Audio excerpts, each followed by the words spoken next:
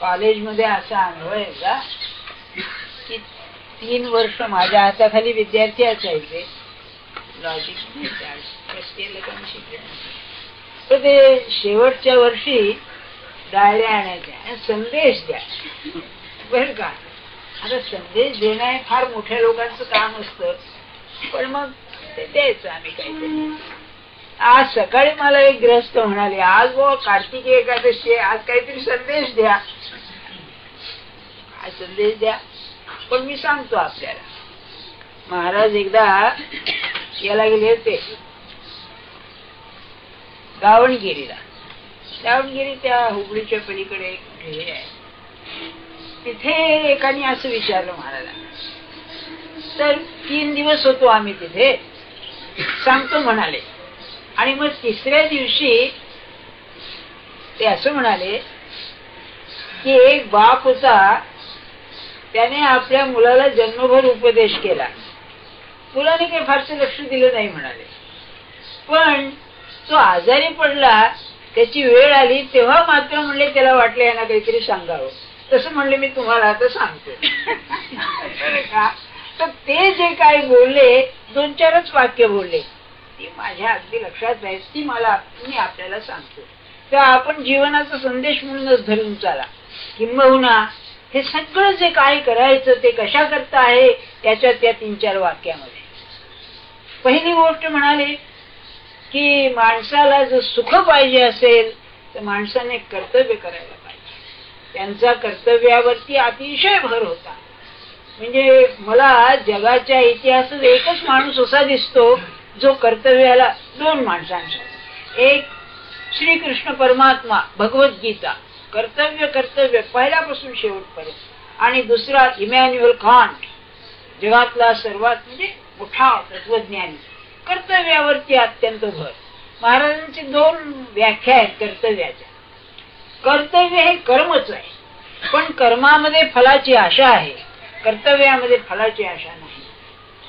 कर्म तेव्हाच कर्तव्य होईल ज्या वेळेला फळाकडे लक्ष नसेल. आणि दुसरी गोष्ट कर्तव्यात अशी आहे, कर्तव्य म्हटलं की कोणाशी तरी संबंध आला, कोणाच्या तरी बाबतीत कर्तव्य आहे. जगामध्ये माणसाचं जीवन हे संबंधमय जीवन आहे, नाना तऱ्हेचे संबंध आहेत. आणि हे संबंध मानवी जीवनाला व्यापून आहेत. आई बाप, नवरा बायको, बाप मुलगा, मालक नौकर, हा विषयच निराळा आहे. हे सगळे ठरलेले संबंध आहेत. तेव्हा त्या संबंधामध्ये माझं कर्तव्य काय आहे हे पाहून राहायचं. म्हणजे महाराज म्हणाले त्याने काय करावं किंवा त्याने काय केलं हे न पाहताना आपलं काय करणं योग्य आहे ते पाहिलं पाहिजे. आणि माझ्या मते फलाची आशा सोडणं सोपं आहे, पण तो काय करतो आणि मी काय करावं हे फार कठीण आहे. त्याने माझ्या विरुद्ध, मनाविरुद्ध मला न आवडणारी गोष्ट करून सुद्धा माझं कर्तव्य त्याच्या बाबतीत काय आहे ते मी करणार. ते स्वतःच म्हणाले त्याने काय करावं हे मी कधी पाहिलं नाही, मला त्याच्या बाबतीत काय कर्तव्य एवढंच पाहून मी वागलो, रामाने मला सुखी केलं म्हणाले. बरं, ही पहिली गोष्ट, कर्तव्य करा. दुसरं म्हणाले आपण भगवंताला घरात आणावं. ही फार महत्वाची गोष्ट आहे. भगवंताला घरात आणावं म्हणजे काय, तर जसं आपल्या घरात एखादं माणूस असलं तर त्याची दखल आपण घेतोच. खाणं पिणं उठणं बसणं, म्हणजे इंग्लिशच्या सोशल फिलॉसॉफी त्याला he is an integral member of the family. तो तुमच्या कुटुंबाचा अविभाज्य घटक आहे, आत्मसात झालेला घटक आहे. असं कल्पना करा, नवरा बायको आहेत आणि लग्न झाल्यानंतर 1-2 वर्षांनी मूल झालं. मूल झाल्यानंतर ते मूल असंच येतं, पण कुटुंबाचं किती अविभाज्य घटक बनतं. त्या मुलाला सोडून चालतच नाही, त्या मुला विसरून चालत नाही. तसं भगवंताला घरात आणा याचा अर्थ असा की मी जसा माझ्या कुटुंबाचा एक न वेगळा करता येणारा घटक आहे तसा भगवंताला घटक करायला. म्हणजे प्रत्येक गोष्टीमध्ये त्याची आठवण व्हायला पाहिजे. निदान खाण्यापिण्याच्या बाबतीत, उठण्या बसण्याच्या बाबतीत त्याची आठवण व्हायला पाहिजे. तुम्हाला काय सांगू मी, नुसतं घरात आणणं नव्हे, तो आपला मालक आहे म्हणून वागायला पाहिजे. मी पाहिलेली गोष्ट आहे हो. आम्ही जेवायला बसलो होतो इथेच याच हॉलमध्ये, आणि दिनकररावांच्या आईनी दक्षिणा दिली. काय श्रावण महिना होता की काय होतं की 5-5 पैसे दक्षिणा दिली. भाऊसाहेब माझ्या शेजारी बसले होते. भाऊसाहेब घराचे मालक, सगळे त्यांना मालक मारित नसत, अत्यंत मान देत असत. असं असून त्यांना दक्षिणा ठेवली नाही त्यांनी. बरोबर आहे, सासऱ्याला कशी दक्षिणा ठेवायची? तर ते काय म्हणाले, हे काय ग, त्या आज चाल, हे काय ग म्हणाले, मला नाही दक्षिणा. तर ते बोलले काय पुढे, मी महाराजांच्या घरात राहतो म्हणजे मी काही मालक नाही. ही पाहिलेली गोष्ट आहे. सहज बोलले, ते काही ज्ञानी नव्हते, त्यांना पुस्तकाचा संबंध नाही, काही नाही. पण काय भावना बघा की माझ्या घरचा मालक कोण, ज्याची मी पूजा करतो तो आहे. मग महाराज म्हणाले भगवंताला घरात आणा. याचा अर्थ असा की जसं त्या याच्यावर असतं ना रेशन कार्ड कुटुंब प्रमुख असतं ना, तसं माझा कुटुंब प्रमुख कोण असेल तर परमात्मा आहे. काय संदेश आहे काय. अरे जो करील ना त्याला सुख आणखी काय आहे, तो महात्माच बनेल हो. असं काय करता. तिसरी गोष्ट म्हणाले, तो आहे घरामध्ये पण त्याची आठवण मला राहत नाही. मग त्याची आठवण ठेवायला त्याचं स्मरण पाहिजे. आणि स्मरणाला अत्यंत उत्तम उपाय असेल तर भगवंताचं नाम आहे. कर्तव्य करावं, भगवंताला घरात आणावं. तो घरात आणला आहे स्मरण राहण्याकरता त्याचं नाम घ्यावं. ते कसं, मुखात नाम आणि हातात काम. मी ते इंग्रजी करून सांगत असे त्या लोकांना. महाराज म्हणजे इतकं कसं मला सांगता येईल. नाही म्हणले तुमचं थोडं हळू भावात तर सांगा त्यांना. असं बोलले. नाही कसं कधी नाही, अहो कसं भाषांतर करणार, मुखात नाम आणि हातात काम कसं तुम्ही म्हणतात नाही का. ते मग मराठी इंग्रजी होईल भाषांतर केल्यासारखं. तेव्हा तिसरी गोष्ट जर असेल म्हणाले तर आपण भगवंताच्या नावाला विसरू नये, पण त्याबरोबर व्यवहाराचं जे कर्तव्य आहे ते बरोबर करायला पाहिजे. बरं का. गोंदवल्याला एक म्हाताऱ्या बाई असत, त्या वाढल्या आता. तेव्हा त्या भाकरी फार उत्तम करीत असत आणि त्याच्या त्या मोठ्या भाकरी त्या आणि पातळ छान करीत असत. तेव्हा त्या काय म्हणाल्या की मला म्हणाले एकच युक्ती साधली, हे सगळं करीत असते म्हणल्या मी 2 तास तरी त्याला लागायच्या, पण म्हणाले मी त्याचं नामस्मरण करीत करते. महाराज म्हणायचे की तुम्ही बायकांना म्हणायचे तुम्ही जर नाम घेत स्वयंपाक केलात तर त्याची गोडी निराळी राहील. आणि याला मला एकदम तुकाराम बुवांच्या अभंगाची आठवण झाली. तुका म्हणे गोडी आले जे का मिश्रित विठ्ठले. नाही का, किती सुरेख आहे बघा. भगवंताचं नाम घेऊन ज्या बाईने स्वयंपाक केला त्या अन्नाला पवित्रता सगळं हे आलीच पाहिजे. तेव्हा तिसरी गोष्ट असेल तर मुखात नाम आणि हातात काम. आणि चौथी गोष्ट म्हणाले, ज्या भगवंताला आपण घरात आणलेला आहे त्याला नुसता म्हाताऱ्या माणसासारखं वागू नये, त्याच्यावरती प्रेम करायला शिकावं. आणि त्याच्या प्रेमाची खूण काय तर त्याचे जे घरातले लोक आहेत त्यांच्यावरती त्याच्यासारखंच प्रेम केलं तर म्हणाले त्याच्यावर प्रेम केलं. आणि मग त्याचा विस्तार होऊन जे जे भगवंताचे आहेत त्यांच्यावर त्याचं प्रेम बसेल आणि त्याला सृष्टीमध्ये प्रेमाशिवाय दुसरं काही दिसायचं नाही. हे एवढं सांगावं म्हणले त्याला. तेव्हा मी पुन्हा तुम्हाला सांगतो, कर्तव्याची जागृती असावी, म्हणजे फलाची आसक्ती नाही आणि दुसऱ्याने काय करावं हे पाहता कामा नये. भगवंताला घरात आणावा. भगवंताला घरात आणावा म्हणजे माझ्या कुटुंबाचा तो एक घटकच आहे. म्हणजे माझं कुटुंब त्याच्या नजरेखाली आहे, त्याच्या सत्तेखाली आहे असं काही अर्थ तुम्ही करा. ते भगवंत घरात आणावा. तिसरी गोष्ट तो आहे, तो माझा मालक आहे, तो घरात आहे हे स्मरण राहण्याकरता मुखात नाम आणि हातात काम. आणि शेवटी आपलं जीवन प्रेमाने भरून टाकायचं हा संदेश. आता यातून आपल्याला जे योग्य असेल ते घ्या बुवा संदेश. आज एकादशी आहे ना, पण हे पुढचं महत्व आहे यात शंकाच नाही. आता अगदी 2 मिनिटात सांगतो. विषय कसा गमतीचा चाललेला आहे की पंढरपूरच्या संप्रदायाचं अतिशय महत्व महाराष्ट्रामध्ये का आहे. महाराष्ट्रीय मनुष्य हा वृक्ष आहे. महाराष्ट्रीय मनुष्य अतिचिकित्सक आहे, बुद्धिमान खरा, परंतु की नाही हुएन सांग हिंदुस्थानात आला होता ना, त्याने असं लिहून ठेवलेलं आहे की महाराष्ट्रातले लोक अतिशय प्रामाणिक आहेत. त्यांच्या घराला कुलप नाही. 2 दृष्टीनं आधी दरिद्री लोक, डोंगराळ प्रदेश, बरं काय हे, आणि प्रामाणिक तर खरेच नीतिमत्तेच्या दृष्टीनं हिंदुस्थानामध्ये आपले लोक पुढे आहेत. लक्षात ठेवा तुम्ही. एकंदर करप्शन सगळीकडेच आहे, बसबसपुरी सगळीकडे, त्यातल्या त्यात महाराष्ट्र मनुष्य निराळा, या शंकाच बरं का. एक आयसीएसचं उदाहरण सांगतो आपल्याला. हा पंजाब मध्ये मोठा अधिकारी होता, चीफ सेक्रेटरी होता. हा ब्रिटिश राज्यामध्ये असलेला सांगतोय. चीफ सेक्रेटरी होता गव्हर्नमेंटचा. नाही केवढा हुद्दा होता त्याचा, लक्षात ठेवा. त्यावेळेला चीफ सेक्रेटरी बहुतेक युरोपियन लोक असायचे. तेव्हा त्याच्याजवळ ह्या खटपटी लटपटी काही नसायच्या. त्याचं जीवन स्वच्छ असायचं. ते शीख लोकांना, तिथे ते पंजाबी लोकांना अतिशय त्याचं हे वाटायचं.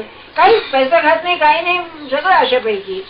तेव्हा एक शीख अधिकारी त्याला काय म्हणाला बरं का, कि साहब बोले आप जो काम करते वही काम हम करते हैं. तुम्ही जे काम करतात ते काम आम्ही करतो, फिर आपको इतनी बड़ी तनख्वाह क्यों, तुम्हाला एवढा पैसा का. तेव्हा ते काय म्हणाले, सरदारजी ये सब काम भेजे का है, म्हणजे मेंदूचं काम आहे, अकल का काम है बरं का. तर तो काय म्हणला, ऐसी क्या आपको ज्यादा अकल है बरं का, तुम्हाला काय जास्त अक्कल आहे बताता हूं म्हणाले बरं का. म्हणून त्यांनी काय केलं की म्हणले मी हात टेबलावरती ठेवतो, तुम्ही म्हणले जोराने बुक्की मारा. इतक्या जोराने मारा की खालची काच फुटली पाहिजे. टेबलावर हात ठेवून बरं का. 2 घुसे मारले म्हणजे बुक्क्या मारल्या जोरदार त्यांनी बरं का. आणि 3री मारायच्या एवढा हात काढून घेतला, ती काच फुटली पण याच्या हाताला लागली बरं का. ये अकल का काम है म्हणाले. आप ये ख्याल नहीं आया कि मैं हाथ निकाल ले रहा हूं. तेव्हा सांगायची गंमत आपल्याला, म्हणजे महाराष्ट्रामध्ये वृक्षपणा आहे. त्या महाराष्ट्रामध्ये प्रेम निर्माण केलं असेल तर वारकरी पंथाने केले. ध्यानात ठेवा, आपण पंढरपूरचा मार्ग हा अतिशय प्रेमाचा मार्ग आहे. आणि महाराज वारकरी आहेत. आपल्याला कल्पना, त्या मुद्रान बिद्रान सगळं ते मतलब त्रिपुंड सगळं वारकरी आहे. महाराजांच्या घरी 7 पिढ्या वाऱ्या झाल्या होत्या. महाराज स्वतः वारीला जात असत. काय सांगावं त्याचं. मंदिरात गेले संध्याकाळच्या, पंढरपूरला असे म्हणजे रोज दर्शनाला जायचे, संध्याकाळच्या वेळेला गेले आणि इथे ते कासवाचं हे आहे, तिथे गेले, एकदम कमरेवर हात ठेवून उभे राहिले. म्हणजे घ्या विठोबाचं दर्शन म्हणाले, म्हणजे स्वतःकडे येऊन, आणि लगेच चला चला चला. ते जे असतं ना आतलं ज्ञान, ते किती लपवलं तरी लपत नाही. त्यांचे शब्द सांगतो, सूर्याचं पिल्लू किती झाकलं तरी झाकलं जाणार नाही. सत्पुरुषाचं जे आतलं तेज आहे ना, केव्हा तरी बाहेर पडतच या शंका. असो, मुद्दा सांगण्याचं काय आपल्याला की या मार्गाचं महत्व असं आहे. प्रेम प्रेम काय जर पाहायचं असेल तर इथेच पहा. ज्ञानेश्वर महाराजांची ज्ञानेश्वरी काय, नाथांचं भागवत काय. नाथांचं भागवत तर प्रेमाचा समुद्र आहे, सांगतो आपल्याला. अतिशय प्रेमानं भरले आरंभापासून शेवटपर्यंत बरं का. त्या मानानं दासबोध जरा वृक्ष आहे, जरा याच्या काय बुद्धिप्रधान आहे. पण इकडे म्हणजे फार त्यांच्याजवळ प्रेम नव्हतं असं नाही, पण त्या प्रेमाला जरा थोडीशी बुद्धीची कड होती, याची कडकपणाची ही होती. आणि तसंच महाराज अतिशय प्रेम, अतिशय प्रेम. ते म्हणाले माझ्यातलं प्रेम काढून टाकलं तुम्ही नाहीच, म्हणजे काय असेल मला सांगा. आणि त्या प्रेमाच्या पायी किती लोकांचे ते दोष पोटात घालीत असत. तुम्हाला सांगून ठेवतो मी, त्यांनी जर प्रेम त्यांच्यात काढलं, आम्ही जवळ उभं राहणं शक्य नाही. आम्ही इतके दोषी आहोत, आम्ही इतके रोज त्यांना न आवडणाऱ्या गोष्टी करतो की ते जर प्रेम नसेल तर जवळ जाणंच शक्य नाही. साधी गोष्ट सांगतो आपल्याला. एक त्यांच्याकडे गृहस्थ होता, महाराजांच्या वर सगळा संसार, मुलं बाळ बाळ सगळं बरं का, काही काम करायचं नाही. एकदम जेवायला पानं मांडली आणि तो महाराज म्हणलं चला महाराज म्हणलं जेवायला करा. म्हणजे प्रेम ही काय वस्तू आहे ते सांगतो आपल्याला बरं का. दोष कसे पोटात घाले. तर एवढंच म्हणाले दाद्या, त्याला दादोबा म्हणत, दाद्या अरे फुकट खाऊ नये, काहीतरी काम करावं. त्यात काय गैर आहे. मालक महाराज मालक याला खायला घालीच होते. तर तो काय म्हणाला, महाराज म्हणला चराट पुरे झाले की म्हणाला, म्हणजे मला सांगू नका. तर महाराज बरं बाबा म्हणाले, उठले आणि गेले जेवायला मुकाट्याने. तुम्ही आम्ही काय केलं असतं मला सांगा, थोडा विचार करा. अरे म्हणजे भडकला असता मनुष्य, आता चालतो म्हणाला असता, काय वाटेल ते केलं असतं. महाराज एवढे म्हणले बरं बाबा म्हणले, गेले जेवायला. किती पोटात दोष घालीत असतील. म्हणून सांगतो आपल्याला हे आईचंच काम आहे, हे प्रेमाचंच काम आहे, पोटात दोष घालणं. अहो काय सांगावं, शेवटच्या दिवशी बोलले, आजही तुम्हाला सांगितलेली महत्व आणि अगदी बोलले, आजपर्यंत तुम्हाला सांगितलेलं तुम्ही ऐकलं नाही, आता सांगणारा पुन्हा भेटणार नाही, अजून तरी नाम घ्या. म्हणून एक वेळ नाम बोला, हा अभंग आहे ना शेवटी म्हणाले, आज पुण्य पर्व काळ पुन्हा नाही ऐसी वेळ. काय प्रेम असेल मला सांगा. किंबहुना ते ईश्वराबद्दल जे म्हणाले तेच त्यांना लागू आहे. सत्पुरुषांना काय म्हणाले, आपण इतका दुःखाचा अनुभव येऊन सुद्धा त्याच्याकडे वळत नाही, हे पाहून ईश्वराच्या डोळ्यात पाणी येत असेल. तशीच अवस्था बरं का. काय प्रेम आहे, हे पंढरपूरचं महत्व आहे. बरं बाकीचं पुष्कळ सांगतात लोक, हे कीर्तनकार काय विचार करीत नाही. खरं पंढरपूरचं महत्व हे आहे की आमच्या लोकांमध्ये प्रेम प्रेम वाढवलं त्यांनी बघा, अतिशय प्रेम वाढवलं. आणि ते प्रेम थोडं इथे दिसतं म्हणून महाराजांचं अस्तित्व असं धरून चाललं. आता आजचा आधीच उशीर झालाय, मी लवकर आटकतो. मला जायचं असेल. बाकी उपास म्हणजे खरा नसतो, नाही तुम्ही म्हणाल उपासच आहे सगळ्यांना, ते म्हणतील बघ त्याने ठीक आहे सांगणं म्हणून. काय आहे बघा, परमात्माला अवस्था नाही, आपल्याला अवस्था आहे. आपल्याला 4 अवस्था आहेत. जागेपणची अवस्था आहे, झोपेची अवस्था आहे, तिसरी स्वप्नाची अवस्था आहे, गाढ झोप स्वप्न, आणि चौथी तुरीय अवस्था.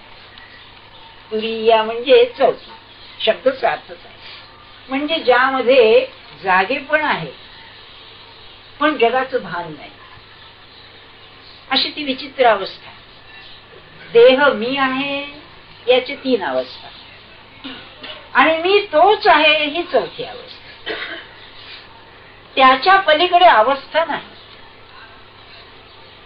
परमात्मा स्वरूपाला अवस्था नाही, कारण वृत्तीच नाही. वृत्ती नाही म्हणजे अवस्था नाही. त्या परमात्माला जेव्हा तुरीय अवस्था येते तेव्हा तू ईश्वर बनतो. मी ब्रह्म आहे ही जाणीव तिथे येते, तेव्हा तू ईश्वर बनतो. आणि मी ब्रह्म आहे ही जाणीव आली की त्याला आपल्या सर्व शक्तींची जाणीव येते, आपल्या अंगी असणाऱ्या सर्व शक्ती. त्यापैकी ब्रह्मविद्या ही एक प्रचंड शक्ती आहे. उपनिषदामध्ये विद्या अविद्या अशा 2 शक्ती आहेत. तर ही जी ब्रह्मविद्या नावाची शक्ती आहे ती भगवंताची ईश्वराची जी शक्ती ती निराकार आहे.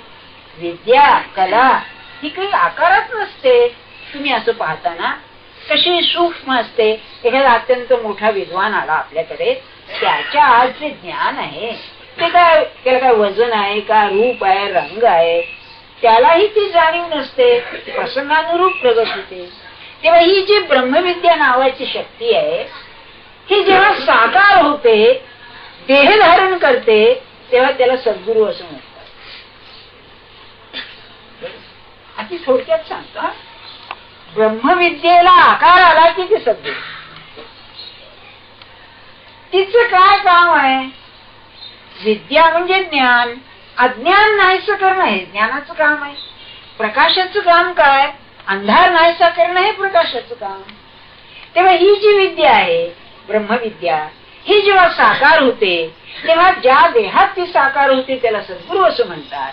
आणि त्या सद्गुरूशी ज्या ज्या जीवांचा संबंध येतो त्यांचं अज्ञान तो नाही सुटत. आणि मुक्ताबाई ते सांगतो की काय सांगावं म्हणाले, सद्गुरूची कृपा अशी आहे की त्या सद्गुरूंनी आम्हाला आमचं ज्ञान अज्ञान नाहीसं केलं आणि अंधारातून प्रकाशात आणलं. ती काय म्हणते, हा सद्गुरू परमात्मा स्वरूपच आहे. हा सद्गुरू ईश्वराहून निराळा नाहीच. भाषा सांगतो आपल्याला भक्तीची. महाराज एकदा म्हणाले की आजपर्यंत मी रामाला सांगितलंय आणि रामाने नाही म्हटलं असं झालं नाही. अहो स्वतःच रामरूप असल्यानंतर होईल कसं नाही असं, नाही का? काय भाषा आहे बघा. हे खरे राम हेच परमात्मा स्वभाव. तुकाराम महाराजांचा अभंग आहे, माझ्या विठोबाचा कैसा प्रेम भाव आपणच होय देव गुरु. काय सुरेख आहे. आणि तुम्ही नेहमी दोहा सांगतो, आपल्याला आठवतोय का रविवारी सांगितलेला कबीराचा दोहा आहे की म्हणाले एकदम एकदा परमात्मा आणि गुरु दोघेही भेटायला आले. ते म्हणले पंचायत अशी पडली, याला नमस्कार गुरु का याला नमस्कार गुरु. पहिल्यांदा प्रायोरिटी कोणाला द्यायची प्रश्न आला. तर म्हणले गोविंदाला बाजूला दिला, गुरुलाच आधी नमस्कार केला, कारण त्यानेच गोविंदाची ओळख करून दिली. गुरु गोविंद दो खडे काको लागो पाव, बलिहारी वो गुरु की गोविंद दिया बताय. त्याने गोविंद दाखवला म्हणून त्याचे तरुणी पाया पडले. म्हणून म्हणते की बघा, ऐसे केले सद्गुरुनाथे बाप रखुमा देवी का अंते. म्हणजे विठ्ठलाने. तर विठ्ठल आणि गुरु दोघेही एकच, यांच्यामध्ये फरकच नाही. मग काय केलं त्यांनी, मी सांगितलं तो पहिला संदेश सांगितला, तो जीवन कसं घालवावं हे सांगितलं. आज फार पवित्र दिवस आहे बरं का, नुसती कार्तिकी एकादशी म्हणून नाही. आणि हा अतिशय जुना ज्ञानेश्वर महाराजांचे आजोबा वारीला जात असत. त्याच्या आधी 200-300 वर्ष वारी चालू होती असं ते इतिहासकार म्हणतात. ते काय कोणास ठाऊक, परंतु फार जुना पंथ आहे, महत्वाचा आहे. आणि या पंथामध्ये एकापेक्षा एक रथी महारथी होऊन गेलेले आहे. काय सांगू आपल्याला. अरे त्या पंढरपूरच्या मंदिरामध्ये ज्ञानराजासारखे, निवृत्तीनाथासारखे, नाथांच्या सारखे, नामदेवासारखे देवाच्या पायी वेडे होऊन नाचलेले आहे. काय दिव्य पुरुष होऊन गेले एकापेक्षा एक. आणि अजून सुद्धा असणार. हे कसं आहे, गुप्त आहे बघा. तो काय प्रसिद्धीला काही येईल, कल्पना येणार नाही, नाही का. काय असतं ते सांगण्याचा हेतू काय आपल्याला, की हा पवित्र दिवशी आपण असा निश्चय करावा की माझ्या जीवनात जर राम नाही तर रामच नाही, परमात्मा माझ्या जीवनात आला पाहिजे. आणि ते जाणीव व्हायला की नाही आपण मनाची भावना केली पाहिजे. खरं खरं तुम्हाला सांगतो, एक बाई महाराजांना भेटली, एवढी झालेली बाई बरं का. ती की नाही जरा तिला काही झालं की हातपाय धुवायचे. यालाही मानसशास्त्रामध्ये ऑब्सेशन असं म्हणतात. ऑब्सेशन म्हणजे एक प्रकारचं मनात दडपण येतं सारखं. पण जरा कशाला हात लागले की स्वच्छतेचं ऑब्सेशन केला, जरा काही झालं की हात व्हायचे, जरा काही झालं की हात व्हायचे बरं का. हे फार सोहळे पाळणारे लोक असतात ना, त्यांना हे ऑब्सेशन असतं.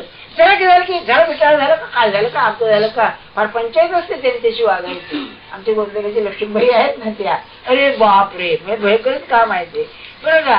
म्हणजे त्यांना ते मनावर एक प्रकारचं दडपण. आपल्याला भगवंताचं ऑब्सेशन व्हावं, तो आहे तो आहे तो आहे तो आहे असं सारखं झालं पाहिजे. आणि त्या होण्याकरता भगवंताच्या नावाचं ऑब्सेशन झालं. परवा मी तुम्हाला त्या आलबेलचं सांगितलं ना 4-8 दिवसापूर्वी, तो इंजिनियर जरा काही झाला की श्रीराम जयराम जय जयराम.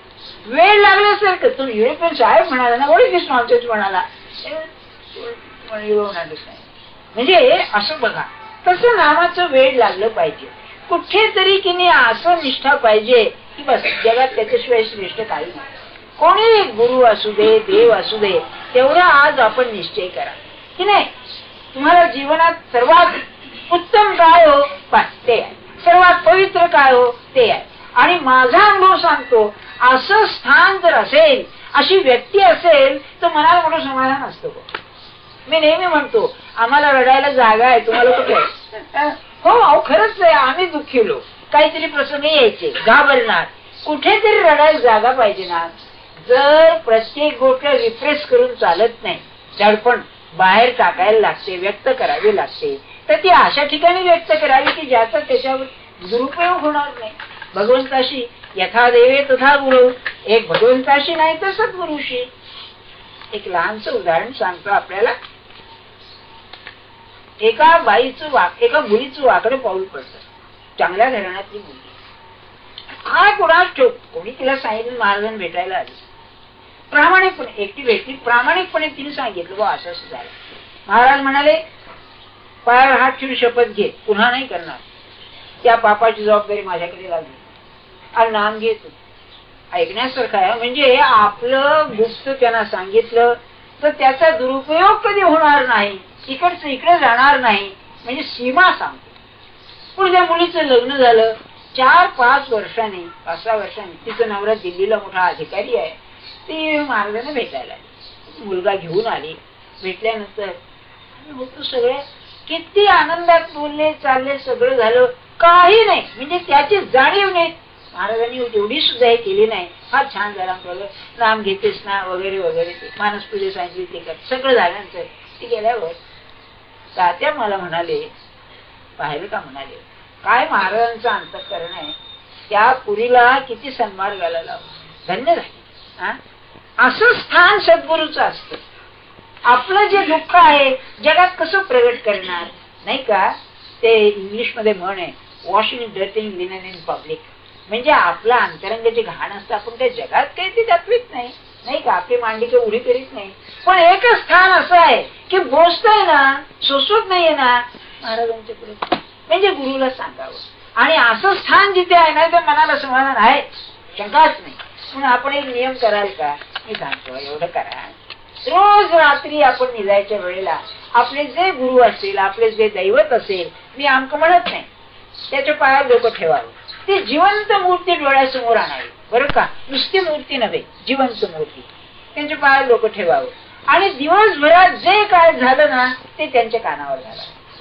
आठवून घालावं, पहिल्यांदा आठवणार नाही, सकाळपासून योग्य अयोग्य सगळं, बरं का, काय अगदी चुकलं काही, त्यांना न आवडणारी गोष्ट तिथे कसं लपून ठेवणार, सगळं त्यांच्या कानावर. किंवा एखादी काळजी असली, एखादा उद्या येणारा प्रसंग असला, 1000 तऱ्हा जे जे मनाला दडपण आहे, बोचत आहे, त्यांच्या कानावर घालावं. आणि ते घातल्यानंतर इंग्लिश म्हणतात स्लीप ओव्हर द मॅटर, मग त्याचा विचार नाही करायचा पुढे, हे लक्षात ठेवा. नाही तर सांगून उपयोग काय, तसं नाही. सांगितल्यानंतर आपलं काम झालं, आता तुम्ही पहा, मग जसं व्यवहार असेल तसं करावं दुसऱ्या दिवशी. पण एवढं आपण करा. याने काय होतं, निसताना मन इतकं ताण रहित होतं, अगदी टेन्शन सगळं निघून जातं, स्वस्त झोप लागते, सकाळी उठून जगाला पुन्हा मन ताजं राहतं, बरं का. एवढा आजपासून आपण नियम करा. पांडुरंगाची प्रार्थना करा, गुरुची प्रार्थना करा. आणि हे जर कराल तर मला खात्री आहे, प्रपंच कसा आहे, प्रारब्धाचा आहे, त्या गोष्टी घडायच्या ते होतीलच, ते काही चुकत नाही, ते चुकवीत नाही, ते हलकं करतात पण चुकवीत नाही. पण ते भोगीत असताना सुद्धा मन इतकं शांत राहील, स्वस्थ राहील. किंबहुना कुणी स्तुती करी, कुणी निंदा करी, कधी फायदा होईल, कधी नुकसान होईल, कधी रोग, कधी निरोग, काही असलं ना याची वृत्ती शांत राहील. आणि कसं राहील, महाराजांचा दृष्टांत सांगतो. हे केल्याने काय होईल म्हणाले, एका नदीला पूर आला, कितीच सुरेख दृष्टांत. नदीला पूर आला, पण पूर आला, पुराच्या नदीवर पूल होता मोठा. तेव्हा एक मनुष्य पुराची मजा पाहायला पुरावर उभा, पुलावर गेला आणि खालून पाणी वाहतंय नदीचं. तसं या प्रपंचाच्या सगळ्या पुरामध्ये पाहायला पाणी न लागता मजा पाहिजे. कल्पना सुद्धा किती आवडते ना, रम्य आहे. मग करून तर बघा, मग पुढच्या वर्षी जर आपली भेट झाली का बघू काय आहे ते, नाही का. एवढा आपण करा. त्याकरता नाम घ्या, सारखं नाम, असं ऑक्सिजन झालं पाहिजे, सारखं नाम घ्या. आणि ते घेतलं तर ते कृपा करतील याच्या.